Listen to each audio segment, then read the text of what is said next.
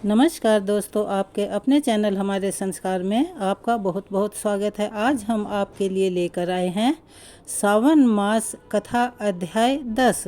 लेकिन उससे पहले अगर आप हमारे चैनल पर नए हैं और अभी तक आपने चैनल को सब्सक्राइब नहीं किया है तो सभी से हाथ जोड़कर निवेदन है कि प्लीज़ हमारे चैनल को सब्सक्राइब करें, वीडियो को लाइक करें, ज़्यादा से ज़्यादा शेयर करें ताकि इस कथा के श्रवण का लाभ और लोगों को भी मिल सके। बेल आइकन को दबाना ना भूलें ताकि हमारी आगे आने वाली वीडियो की जानकारी आपको नोटिफिकेशन के ज़रिए मिल जाया करे।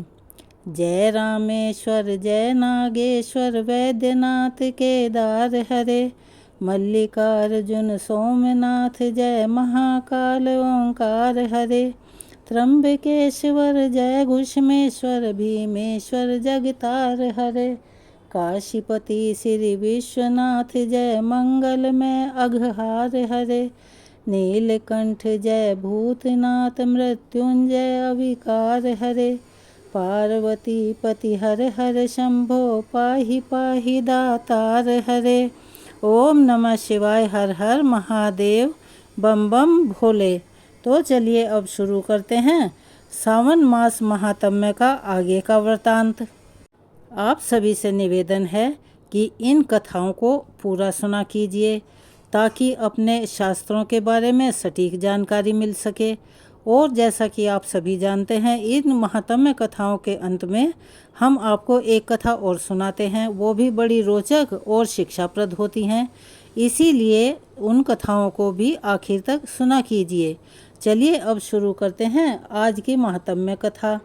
आगे महादेव जी कहते हैं कि महादेवी कपर्दी का पूजन करने के बाद मनुष्य केदार लिंग के समीप जाए।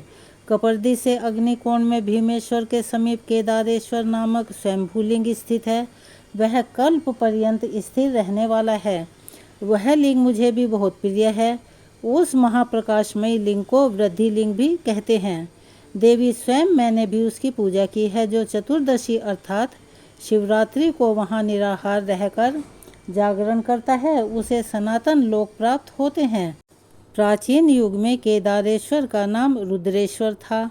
इस कलयुग में मलेच्छों के स्पर्श के भय से केदार जी समुद्र के समीप इसी लिंग में लीन हो गए, इसीलिए इसका नाम केदार हो गया।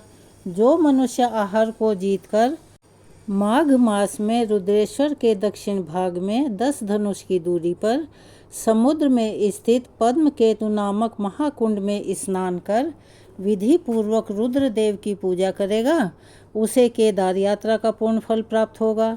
उनके पूजन से ब्रह्म हत्या आदि महापापों का नाश हो जाता है। प्राचीन काल में शशि बिंदु नाम से विख्यात एक चक्रवर्ती राजा थे।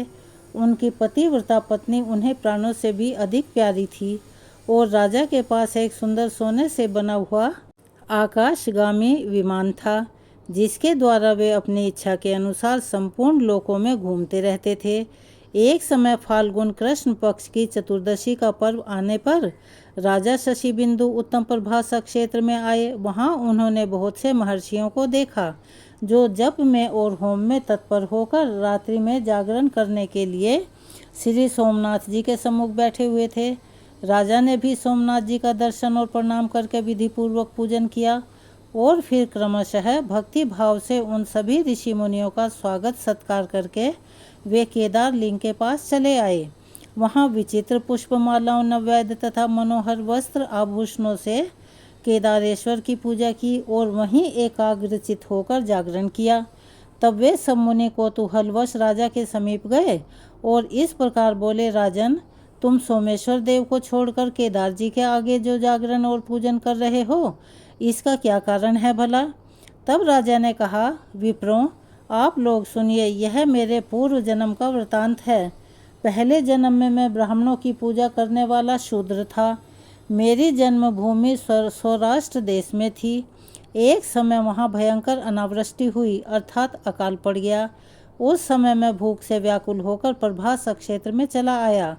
यहाँ आने पर हरणी के मूल भाग में स्थित एक सुंदर सरोवर पर मेरी दृष्टि पड़ी जो राम सरोवर के नाम से प्रसिद्ध है। वह सरोवर कमल समूह से सुशोभित था। मैं थका मांदा तो था ही उस सरोवर को देखकर मैंने उसमें स्नान किया और देवताओं तथा पितरों का तर्पण करके उसके स्वच्छ जल को पिया। इसके बाद मेरी पत्नी ने मुझसे कहा कि इन कमल पुष्पों को ले लीजिए, यहाँ से निकट ही एक सुंदर स्थान दिखाई देता है, वहाँ चलकर इन फूलों को बेचेंगे, जिससे कुछ भोजन की व्यवस्था हो जाएगी। अपनी पत्नी के ऐसा कहने पर मैं जल के भीतर उतरा और बहुत से कमल के फूल लेकर नगर की ओर चल पड़ा। वहाँ पहुंचकर सड़कों, चौराहों और तिमहानियों पर घूमता रहा, लेकिन किसी ने भी मेरे फूल नहीं खरीदे। इतने में दिन डूब गया और मैं अपनी पत्नी के साथ एक मंदिर में आकर सो गया। वहाँ पत्नी सहित मुझे भूख बहुत जोर से पीड़ा देने लगी। इतने में ही मैंने देखा कि किसी देवालय में होम और जागरण हो रहा है। तब मैं भी उठकर वहाँ गया और रुद्रेश्वर नामक वृद्धि लिंग का दर्शन किया। उस समय वहाँ अनंगवती नामक एक वेश्या शिवरात्रि व्रत में संलग्न होकर नृत्य, गीत और उत्सव आदि के द्वारा भगवान के सामने जागरण कर रही थी। मैंने एक मनुष्य से पूछा, भाई, यहाँ रात्रि में जागरण किस लिए होता है? यह नाच गाना और उत्सव में लगी हुई कौन स्त्री दिखाई दे रही है? तब उसने मुझे बताया कि आज शिव धर्म पुराण में प्रतिपादित शिवरात्रि है। यह धर्मपरायण स्त्री अनंगवती नाम की वेश्या है, जो कल्याण में शिवरात्रि व्रत करके जागरण कर रही है। जो कोई मनुष्य शिवरात्रि व्रत करता है, उसके दुख, दारिद्र्य और बंधन की प्राप्ति नहीं होती। दुष्ट ग्रह, अरिष्ट योग, रोग अथवा भय भी उसके पास नहीं आता। वह उत्तम कुल में उत्पन्न हो सुख और सौभाग्य से युक्त होता है, तेजस्वी, यशस्वी तथा पूर्णतः कल्याण का भागी होता है। उस मनुष्य की बात सुनकर मेरे मन में भी वह व्रत करने का निश्चित विचार हुआ। मैंने सोचा, अन्न का अभाव होने के कारण उपवास तो मुझे विवश होकर भी करना ही है। इसीलिए क्षीर समुद्र में पद्म तीर्थ में स्नान करके इन कमल के फूलों से अब मैं भगवान महेश्वर की पूजा करूं। तब मैंने अपनी पत्नी सहित स्नान करके भक्ति भाव से कमल के फूलों द्वारा भगवान रुद्रेश्वर का पूजन किया। पत्नी के साथ रात भर वहां जागता रहा। सवेरा होने पर वेश्या ने मुझसे कहा, अपने फूलों का मूल्य 3 भार सोना ले लो। किंतु मैंने सात्विक भाव का आश्रय लेकर उसका दिया हुआ मूल्य स्वीकार नहीं किया। अब मैं भिक्षा मांगकर अपना जीवन निर्वाह करने लगा। बहुत समय के बाद मेरी मृत्यु हो गई। उस समय यह मेरी प्राण प्यारी पत्नी मेरे शरीर को लेकर चिता की आग में प्रवेश कर गई। उस पूजन और जागरण के प्रभाव से मैं पूर्व जन्म की बातों को स्मरण रखने वाला चक्रवर्ती राजा हुआ। एक बार संयोगवश मैंने यह व्रत किया था, जिसका यह महान फल मुझे मिला। अब मैं भक्ति भाव से यथावत सामग्री के साथ जो इस व्रत का पालन करता हूँ, इसका भविष्य में क्या फल होगा यह मैं नहीं जानता। यह सुनकर उन ब्राह्मणों के नेत्र आश्चर्य से खिल उठे। फिर उन्होंने साधु साधु कहकर राजा की भूरी भूरी प्रशंसा की। उन्होंने स्वयं भी उस स्वयंभू लिंग का पूजन किया। राजा शशि बिंदु उस केदार लिंग के प्रसाद से देव दुर्लभ उत्तम सिद्धि को प्राप्त हुए। अनंगवती वेश्या शिवरात्रि व्रत तथा केदार लिंग के प्रभाव से रंभा नाम की अप्सरा हुई। इसीलिए जो विद्वान पुरुष धर्म, अर्थ, काम और मोक्ष की इच्छा रखता हो, उसे प्रयत्न पूर्वक उक्त शिवलिंग का पूजन करना चाहिए। सावन मास में सुनी जाने वाली कथा को हम यहीं विराम देते हैं। अगली कथा अब शुरू करते हैं। आज की इस कहानी के जरिए हम जानेंगे कि स्त्री या फिर पुरुष दोनों में से सबसे बड़ा विश्वासघाती कौन होता है। एक बार की बात है, जंगल में एक तोता और मैना बड़े प्रेम से आपस में मिलकर रहा करते थे। उनमें बहुत अधिक प्रेम था, लेकिन एक दिन किसी विवाद के कारण तोता और मैना के बीच झगड़ा हो गया। तोता मैना से बोला, इस संसार में सबसे बड़ा पापी और विश्वासघाती स्त्री है। तोते की यह बात सुनते ही मैना भला कहाँ चुप रहने वाली थी। उसने भी तपाक से जवाब दिया कि इस संसार में सबसे ज़्यादा पापी और विश्वासघाती तो पुरुष होते हैं। दोनों में से कोई भी अपनी बात से पीछे हटने को तैयार नहीं था। बस इसी बात को लेकर दोनों के बीच में बहुत बड़ा झगड़ा हो गया। जब वे दोनों बहुत देर तक इसी तरह से आपस में बहस करते रहे, तब आखिरकार वे भगवान शिव के पास अपनी समस्या को लेकर गए और कैलाश पर्वत पर विराजमान भगवान शिव को उन्होंने अपने वाद विवाद की बात बताई। भगवान शिव ने सुना तो तोते से कहा कि तोते, तुम बताओ कि तुम कैसे कह सकते हो कि इस संसार में स्त्री पुरुषों की अपेक्षा ज़्यादा पापी और विश्वासघाती होती है। अगर आप यहाँ तक पहुँच गए हैं तो आप सभी से निवेदन है कि जो कहानी और कथाएं हम आपके लिए लेकर आते हैं, प्लीज़ उन्हें आखिर तक सुना कीजिए, ताकि सुनने में आनंद भी आए और उसमें जो सीख छिपी रहती है वह भी आपको मिल सके। भगवान शिव की यह बात सुनकर तोता बोला, प्रभु मैं इस बारे में आपको एक कहानी सुनाना चाहता हूँ, जिससे हम सबको यह साबित हो जाएगा कि स्त्री पुरुषों की अपेक्षा ज़्यादा पापिनी होती है, ज़्यादा विश्वासघातिनी होती है। तोते की इस बात को सुनकर भगवान शिव ने कहा, ठीक है, तुम अपनी कहानी सुनाओ। तब वहाँ पर माता पार्वती भी आ गई और कहने लगी, मुझे भी यह कहानी सुननी है। जब भी लोकहित में कोई भी बात आती है या लोकहित के लिए प्रश्न किए जाते हैं, तब भगवान शिव के समीप माता पार्वती अवश्य ही विराजमान होती हैं।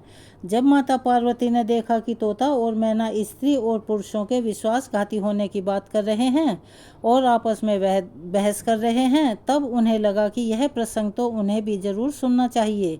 माता पार्वती की जिज्ञासा देखकर भगवान शिव ने कहा, ठीक है देवी, आप भी सुनो। अब वह तोता भगवान शिव और माता पार्वती के सामने कहानी शुरू करता है। कहता है कि एक राज्य में एक बार उग्रसेन नाम का एक राजा राज्य करता था। उसके 4 पुत्र थे, जो सब के सब बहुत ही बहादुर और प्रतापी थे। लेकिन सबसे छोटा राजकुमार, जिसका नाम चंद्रसेन था, वह केवल प्रतापी ही नहीं बल्कि बहुत सुंदर भी था। उसकी पत्नी चंद्रप्रभा भी बहुत ही रूपवान और सुंदर थी, लेकिन वह बहुत ही घमंडी थी और अपने आगे किसी दूसरी स्त्री को सुंदर नहीं मानती थी। उसे अपनी सुंदरता पर बड़ा घमंड था। एक दिन राजा उग्रसेन ने अपने बेटे चंद्रसेन को उसकी किसी बात पर नाराज होकर राज्य से निकल जाने का आदेश सुना दिया। राजा का यह आदेश सुनकर चंद्रसेन इस बात से बड़ा चिंतित हो गया। तब चंद्रसेन अपने महल में गया और उदास होकर बिस्तर पर लेट गया। उधर चंद्रसेन को उदास देखकर उसकी पत्नी ने पूछा कि आप उदास क्यों हैं और आपका चेहरा इतना मुरझाया हुआ क्यों है? राजकुमार होकर भी आप इस प्रकार परेशान लग रहे हैं, क्या बात है? तब चंद्रसेन सोचने लगा, मैंने तो बहुत बुरा किया है। और फिर उसने अपनी सारी बात अपनी पत्नी को बता दी। सुनते ही उसकी पत्नी उसी समय मूर्छित हो गई। फिर तो दासियों ने चंद्रप्रभा पर पानी का छिड़काव किया। तब कहीं जाकर उसे होश आया। उसके होश में आते ही चंद्रप्रभा ने अपने पति राजकुमार चंद्रसेन से कहा कि आप मुझे छोड़कर परदेश चले जाएंगे, फिर भला मैं आपके बिना कैसे जीऊँगी?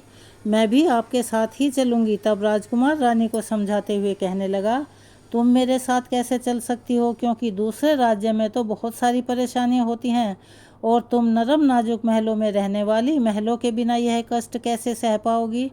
फिर तो राजकुमार की बात सुनकर रानी चंद्रप्रभा कहने लगी, चाहे हम किसी भी राज्य में क्यों ना चले जाएं, अगर हम दोनों साथ में रहेंगे तो एक दूसरे के साथ रहते हुए बड़े से बड़ा दुख भी हमें सुख लगने लगेगा।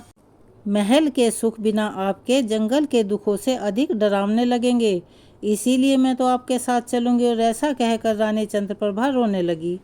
तोता कहने लगा कि प्रभु, रानी चंद्रप्रभा की आंखों में आंसू देखकर राजकुमार चंद्रसेन ने सोचा कि यह मेरे बिना नहीं रह सकती, इसीलिए मुझे इसे यहाँ अकेला तड़पते हुए छोड़कर जाना सही नहीं होगा। इन सभी बातों को सोचते हुए राजकुमार चंद्रसेन ने अपनी पत्नी से कहा कि तुम दुखी मत हो, मैं तुम्हें साथ लेकर जाऊंगा। बस पति की इस बात से ही चंद्रप्रभा खुश हो गई। अब वह भी अपने पति के साथ जाने की तैयारी करने लगी। फिर अगली सुबह दोनों पति पत्नी राज्य से बाहर निकलकर एक जंगल में पहुंच गए। चलते चलते थकने के कारण उन्होंने एक बरगद के पेड़ के नीचे विश्राम करने का निर्णय लिया। चलते चलते वे बहुत अधिक थक गए थे। ठंडी हवा के झोंकों से उन्हें तुरंत नींद आ गई, लेकिन भाग्य को तो कुछ और ही मंजूर था। थोड़ी ही देर बाद कहीं से एक सांप ने आकर रानी के पैर में काट लिया। फिर तोता भगवान शिव से कहता है कि हे प्रभु, अब आगे भी सुनिए। सांप के डसते ही रानी तड़पने लगी। चंद्रसेन की आंख खुल गई। रानी को इस प्रकार तड़पता हुआ देखकर और सांप को वहां से जाता हुआ देखकर चंद्रसेन सारी बात समझ गए और बड़े बेचैन हो गए।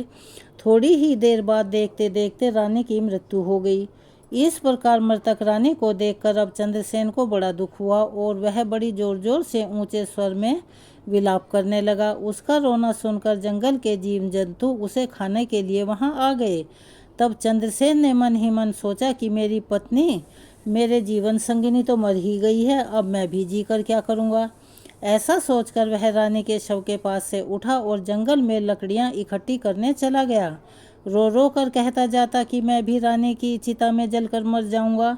उसका विलाप सुनकर उसी समय स्वर्ग से देवदूत वहां आया और राजकुमार को इस प्रकार रोता हुआ देखकर उसके मन में दया आ गई। देवदूत राजकुमार चंद्रसेन के पास आकर पूछता है कि तुम क्यों रो रहे हो, तुम्हारा दुख क्या है। तब राजकुमार चंद्रसेन ने देवदूत से कहा, मैं इस समय बहुत दुखी हूँ और बहुत दुख में हूँ। मेरे पास इस दुख को सहन करने की शक्ति ही नहीं है। मैं चाहता हूँ कि यह धरती फट जाए और मैं इसमें समा जाऊँ।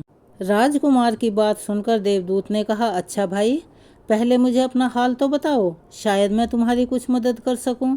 तब चंद्रसेन ने देवदूत को बताया कि मैं एक राजकुमार हूँ, राजा उग्रसेन का बेटा हूँ। मेरे पिता ने मुझसे राज्य छोड़ने के लिए कहा था, इसीलिए मेरी पत्नी और मैं इस जंगल में चलते चलते यहाँ आ गए और यहाँ आकर मेरी पत्नी को एक सांप ने काट लिया और उसकी मृत्यु हो गई। अब उसी के अंतिम संस्कार के लिए मैं ये लकड़ियाँ इकट्ठी कर रहा हूँ ताकि मैं अपनी पत्नी के साथ ही जलकर अपने आप को भी भस्म कर सकूं। तोता आगे कहने लगा, हे प्रभु, अब आगे की भी सुनिए। राजकुमार चंद्रसेन की बातों को सुनकर देवदूत समझ जाने लगा कि राजकुमार, यह संसार है, यहाँ तो इंसानों का आना जाना लगा ही रहता है। इस शरीर को तो एक दिन सबको त्याग ही देना होगा। इस बात को तुम भी जानते हो कि संसार में कोई भी किसी के साथ नहीं आता और ना ही किसी के साथ जाता है। फिर भी तुम मूर्खों की तरह बातें कर रहे हो। अगर तुम जीवित रहोगे तो बहुत सारी रानियां तुम्हें मिल जाएंगी। इसीलिए मेरे कहने पर मरने का विचार छोड़ दो। इस मानव शरीर को प्राप्त करने के लिए देवता भी बहुत इच्छुक रहते हैं, तो फिर इस शरीर को क्यों नष्ट करना चाहते हो। इस प्रकार देवदूत के शब्दों को सुनकर चंद्रसेन कहने लगा कि आपने जो भी बातें कही हैं वह बिल्कुल सत्य हैं, किंतु ऐसी पतिव्रता पत्नी मुझे किसी भी जन्म में नहीं मिलेगी, इसीलिए मैं तो इसी के साथ मरूंगा। अब देवदूत ने चंद्रसेन के विचारों को जान लिया कि यह अपनी पत्नी के बिना नहीं जी पाएगा। तब देवदूत ने चंद्रसेन से कहा कि राजकुमार, तुम्हारी पत्नी को जीवित करने के लिए केवल एक ही उपाय है। तुम मेरी बातों को ध्यान से सुनो। अगर तुम इस उपाय को कर सकते हो तो तभी तुम्हारी रानी जीवित हो सकती है। तब चंद्रसेन ने कहा, महाराज, आप जो कुछ भी कहोगे मैं वह सब करने को तैयार हूँ, बस आप मेरी पत्नी को जीवित कर दीजिए। तब देवदूत ने कहा कि तुम्हारी रानी की आयु केवल 20 वर्ष की थी, जिसको इसने बिता दिया है। इसके बदले तुम्हारी उम्र 70 वर्ष की है, जिसमें से 30 वर्ष बीत चुके हैं। तुम्हारे जीवन काल में बस अब 40 वर्ष शेष हैं, यानी कि तुम्हें 40 साल और जीने का अवसर है। अगर तुम अपनी पत्नी को आधा अपने जीवन का समर्पण कर देते हो तो तुम दोनों की आयु एक बराबर हो जाएगी। अगर तुम यह बात मान लो तो तुम्हारी रानी जल्दी ही पुनर्जीवित हो जाएगी। इस तरह देवदूत की बात सुनकर राजकुमार चंद्रसेन ने कहा कि महाराज, मुझे यह बात स्वीकार है। राजकुमार के ऐसा कहते ही देवदूत ने चंद्रसेन के हाथ में पवित्र जल दिया और 20 वर्षों तक रानी के पैरों में डालने का संकल्प लिया। अब जैसे ही चंद्रसेन ने संकल्प लिया कि वह जल रानी के पैरों पर डालेगा, देवदूत ने कह दिया कि पानी को पैरों पर डालने से पहले मेरी एक बात को ध्यान से समझ लो। इसमें एक गुप्त रहस्य भी है। अभी तो तुम्हें रानी की आवश्यकता है, तो तुम इस पवित्र जल को रानी के ऊपर डाल सकते हो, लेकिन भविष्य में अगर रानी की आवश्यकता ना पड़े तो तुम अपने संकल्प को वापस भी ले सकते हो, और जब तुम यह संकल्प वापस ले लोगे तो तुम्हारी रानी की तुरंत मृत्यु हो जाएगी। लेकिन हाँ, एक बात का हमेशा खास ध्यान रखना, इस संकल्प को कभी भी वापस न लेने की बात रानी से मत बताना। तुम अपने संकल्प को वापस नहीं कर सकोगे। हमेशा ध्यान रखना कि जीवन में कुछ बातें हमेशा छुपा कर रखनी चाहिए, क्योंकि कभी कभी यह बातें काम भी आ सकती हैं।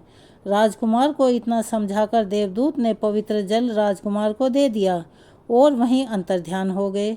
राजकुमार चंद्रसेन ने संकल्प लेकर जैसे ही वह पवित्र जल अपनी रानी के पैरों पर डाला, वह तुरंत पुनर्जीवित हो गई।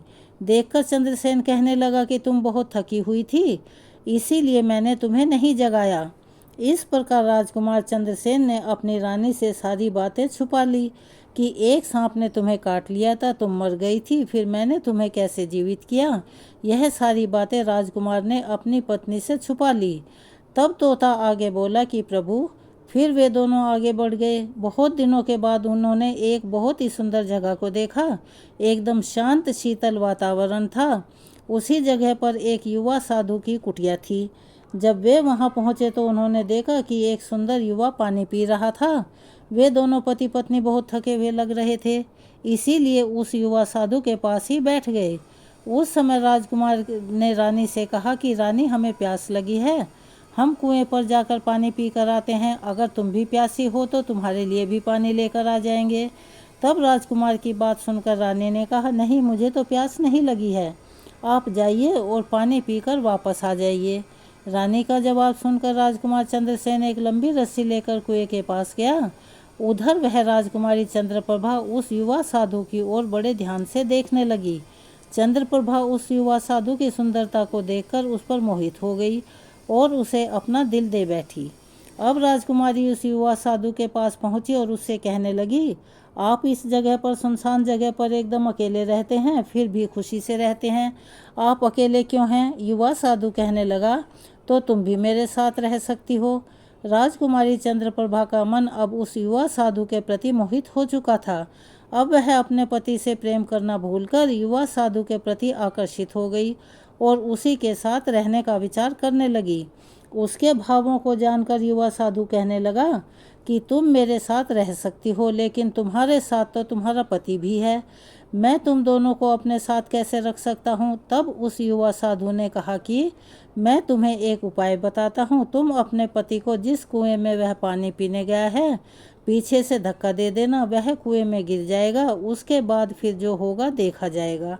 युवा साधु की बात सुनकर राजकुमारी चंद्रप्रभा ने कहा, ठीक है, मैं ऐसा ही करूंगी। अब उसके मन के सारे विचार अपवित्र हो चुके थे।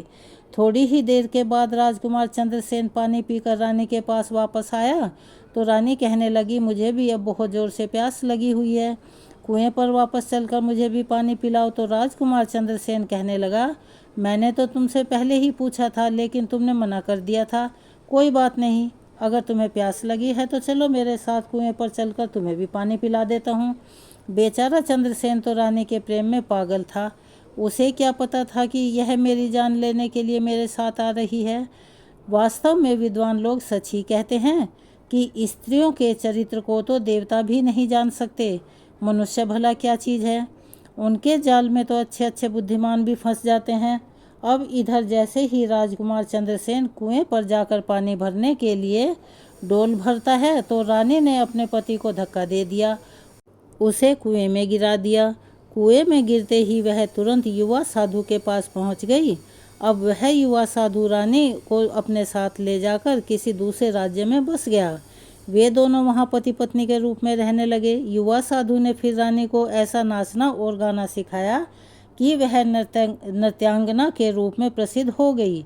धीरे धीरे राजकुमारी पूरे नगर में प्रसिद्ध हो गई। इस तरह रानी के नृत्य और गीत के कारण अब उस युवा साधु के पास लाखों रुपए बन गए।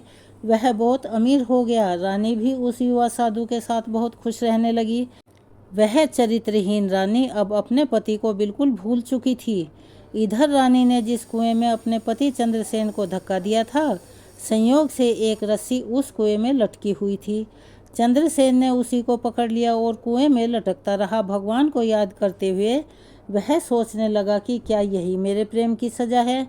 कुछ समय के बाद बंजारों का एक काफिला वहां आया। काफिले में से एक बंजारा डोल लेकर कुएं का पानी भरने लगा। जब उसने पानी में डोल डाला तो चंद्रसेन ने उसका डोल हाथ से पकड़ लिया। बंजारा यह देखकर हैरान रह गया और पूछा कि तुम कौन हो। तब राजकुमार चंद्रसेन ने कहा कि भाई मैं मुसीबतों का मारा हूँ, सारी जिंदगी आपके उपकार को नहीं भूलूंगा, मुझे यहाँ से बाहर निकालो। ऐसा कहकर राजकुमार उस बंजारे से बाहर निकालने की प्रार्थना करने लगा।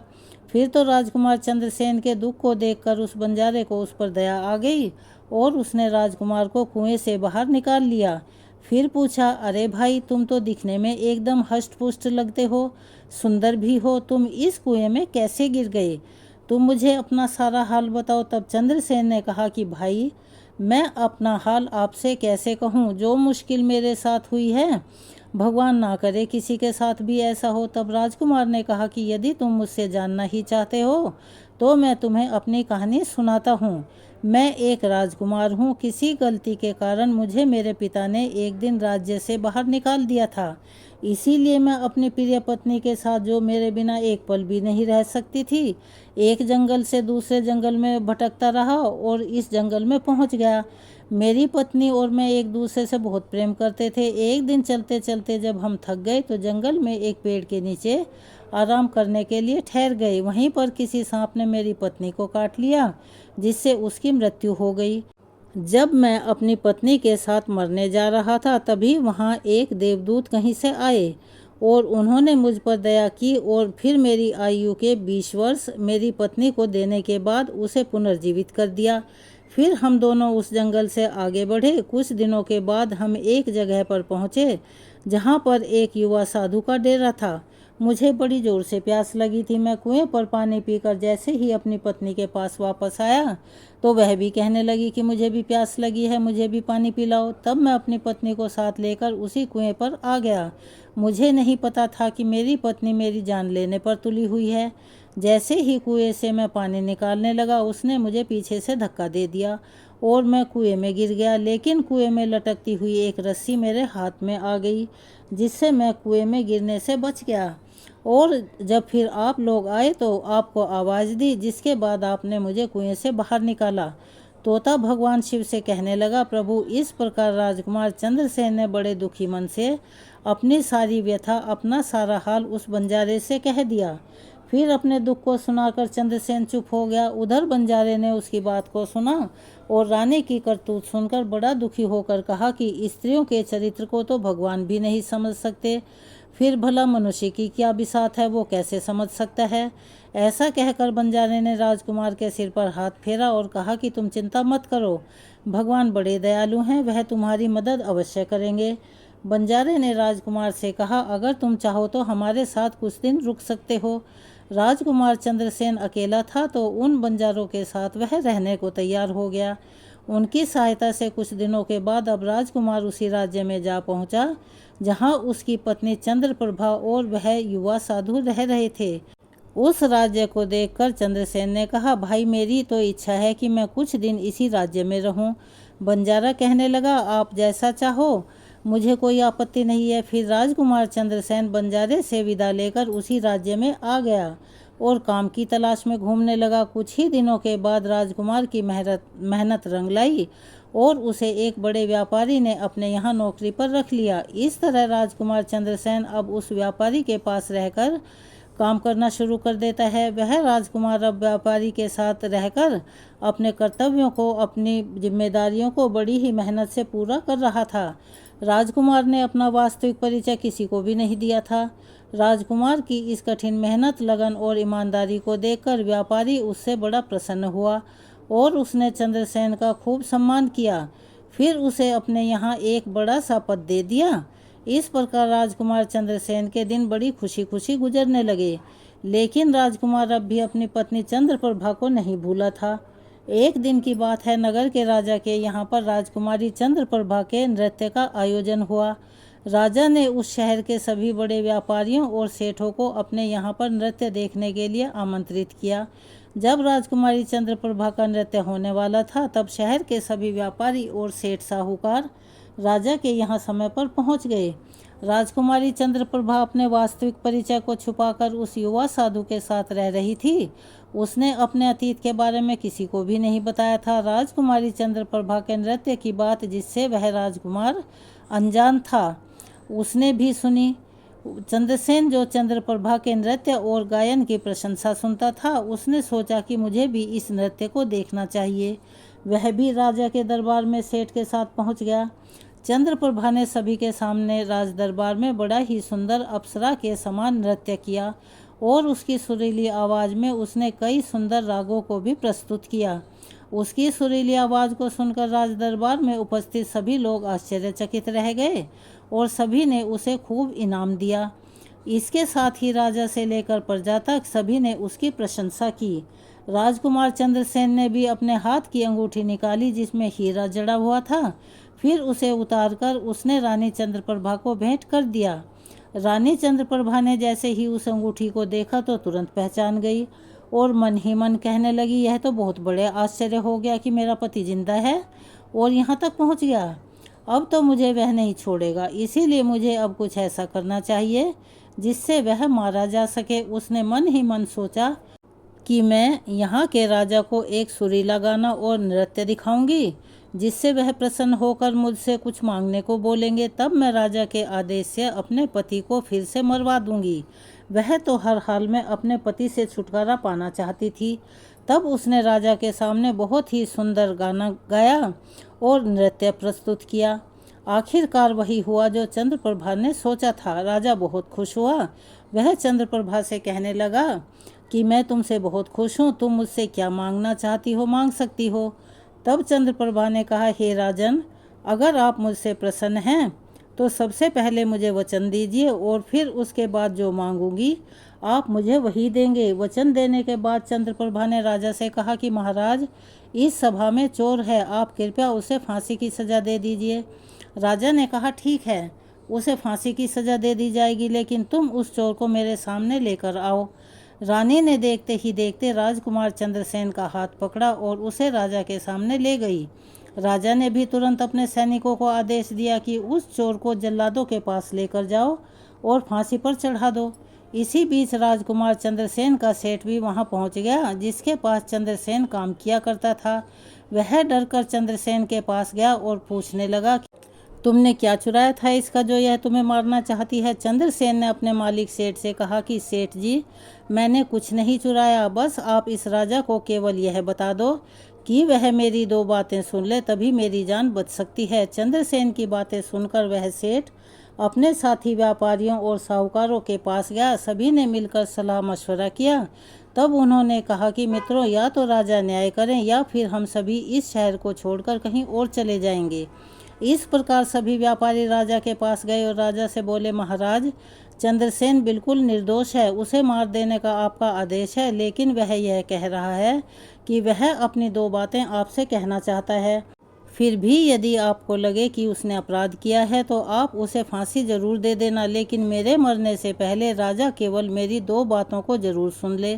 तब राजा ने व्यापारियों की बात सुनकर कहा, ठीक है, चंद्रसेन को बुलवाया जाए।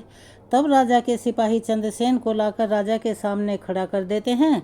राजा ने चंद्रसेन से कहा, कहो तुम जो कहना चाहते हो। राजकुमार ने कहा, महाराज, मैंने क्या दोष किया है जिसके कारण आपने मुझे फांसी पर चढ़ाने का आदेश दे दिया है।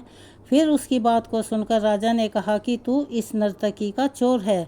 चंद्रसेन ने कहा, नहीं महाराज, मैं तो इसका पति हूँ, जो मुझे कुएं में धकेलकर एक युवा साधु के पास रहने चली आई है। राजकुमारी चंद्रप्रभा ने समझ लिया कि बात बिगड़ रही है। वह बीच में ही बोल पड़ी, कहने लगी, महाराज, मैं इसकी पत्नी नहीं हूँ, यह बिल्कुल झूठ बोल रहा है। यह कौन है, मैं तो इसे जानती तक नहीं, यह तो मेरा चोर है, मैं बस इतना जानती हूँ। राजकुमार कहने लगा, महाराज, अगर यह मेरी पत्नी नहीं है तो यह वह सब कुछ जो मैंने रास्ते में छोड़ा था मेरी अमानत के रूप में मुझे वापस कर दे। ऐसा कहकर चंद्रसेन ने चंद्रप्रभा की ओर देखा। तब चंद्रप्रभा ने अमानत को लौटाने की बात स्वीकार कर ली। राजकुमार कहने लगा, ठीक है, अब तुम अपने हाथों से यह पानी लो, हमारा न्याय इसी सभा में होगा। पानी लेकर उसने जमीन पर रखा और कहा कि यह वस्तु जो मेरे पास रास्ते में दी गई थी, मैं अब वापस कर रहा हूँ। इधर रानी ने भी अपने हाथ में पानी लिया और इसी प्रकार कहा, जो वस्तु इसने मुझे रास्ते में दी थी मैं वापस कर रही हूँ। ऐसा संकल्प लेकर जैसे ही चंद्रप्रभा ने अपने हाथ का पानी छोड़ा, तुरंत ही उसके प्राण निकल गए। वह देखते ही देखते जमीन पर गिर गई। यह दृश्य देखकर वहां पर उपस्थित सभी लोग हैरान रह गए। राजा ने यह देखा जो चिंतित होकर चंद्रसेन से कहा कि यह क्या हो गया, बताओ मुझे सारी सच्चाई क्या है, आखिरकार सच है क्या। तब राजकुमार चंद्रसेन ने अपनी कहानी शुरू की और अपने जीवन की सारी घटनाओं को एकदम सच सच राजा को बताते हुए उसे अपने देश से निकाले वाली बात तक बता दी। राजा को चंद्रसेन की बातों में सच्चाई लगी और उसने सब कुछ जानकर चंद्रसेन को अपने गले से लगा लिया और फिर अपनी बेटी का विवाह चंद्रसेन के साथ कर दिया। तोते ने आगे भगवान शिव से कहा कि प्रभु, मैंने इस कहानी को सुना दिया है। मैं भी स्त्रियों से घृणा करता हूँ और मैं यह दावे के साथ कह सकता हूँ कि इस संसार में स्त्री पुरुषों से अधिक पापिनी और विश्वासघातिनी होती है। तोते ने भगवान शिव और पार्वती को एक कहानी के माध्यम से यह बताया कि स्त्री पुरुषों की तुलना में अधिक पापिनी और विश्वघातिनी होती है। कैलाश पर्वत पर विराजमान भगवान शिव और माता पार्वती सहित समस्त गणों ने इस कहानी को सुना और सुनकर हैरान रह गए। माता पार्वती ने कहा कि प्रभु, मुझे लगता है कि यह तोता सच कह रहा है। स्त्रियां तो लगभग सभी एक जैसी होती हैं, बस कुछ ही ऐसी होती हैं जो ईमानदार या पतिव्रता होती हैं, लेकिन पुरुषों में भी तो ऐसे बहुत हैं जो पापी और विश्वासघाती हो सकते हैं। तब भगवान शिव ने पूछा, ठीक है, तो मैना तुम कैसे सिद्ध करोगी यह बात कि पुरुष विश्वासघाती होते हैं। अब तक चुप बैठी हुई मैना बोली कि प्रभु, मैं भी इस बारे में एक कहानी सुनाती हूँ जिससे यह पता चल जाएगा कि स्त्री की तुलना में पुरुष अधिक पापी और विश्वासघाती होते हैं। हे प्रभु, एक गांव में एक परिवार रहा करता था जो बहुत धनवान था। उस धनवान सेठ के यहाँ एक बेटा भी था जो बहुत ही बिगड़ा हुआ था। उसके अंदर सारी बुरी आदतें थी। सेठ का बेटा इतना बड़ा जुआरी था कि सेठ उसके बारे में सोचते सोचते परेशान रहने लगा। एक दिन उसका बेटा जुआ खेल रहा था, उसी दिन उसके पिता का निधन हो गया। फिर भी उसने जुआ खेलना बंद नहीं किया। अपने पिता की मृत्यु का समाचार सुनकर वह जुआ खेलने के लिए ही बैठा रहा और फिर पिता की मृत्यु के बाद वह खुलकर जुआ खेलने लगा।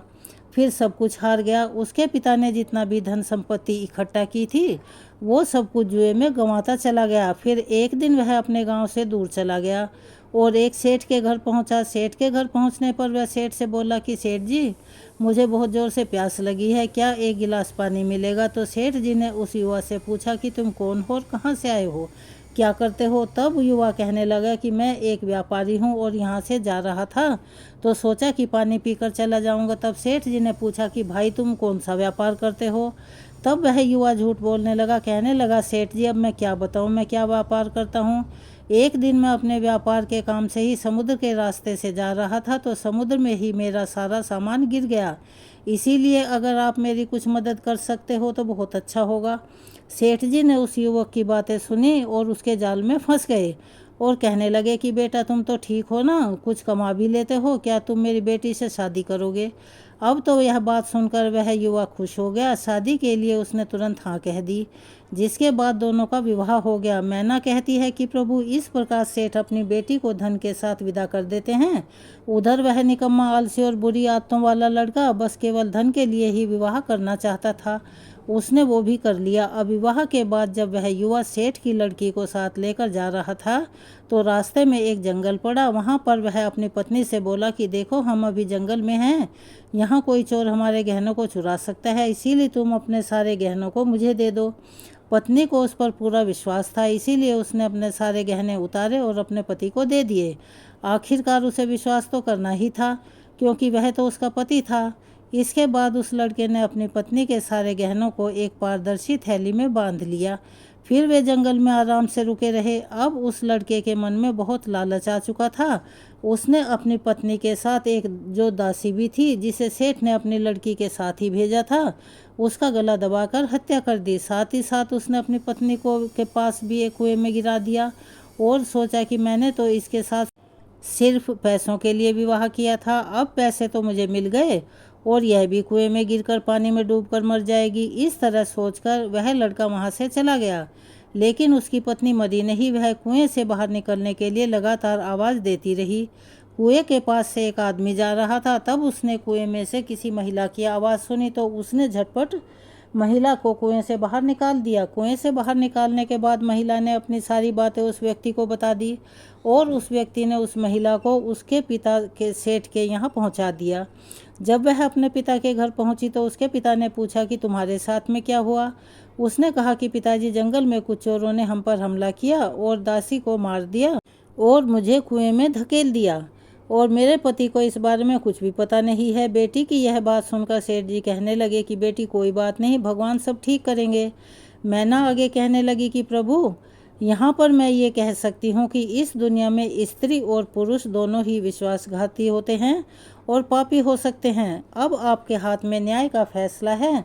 मैंने भी आपको अपनी कहानी सुनाई है और तोते ने भी आपको एक कहानी सुनाई।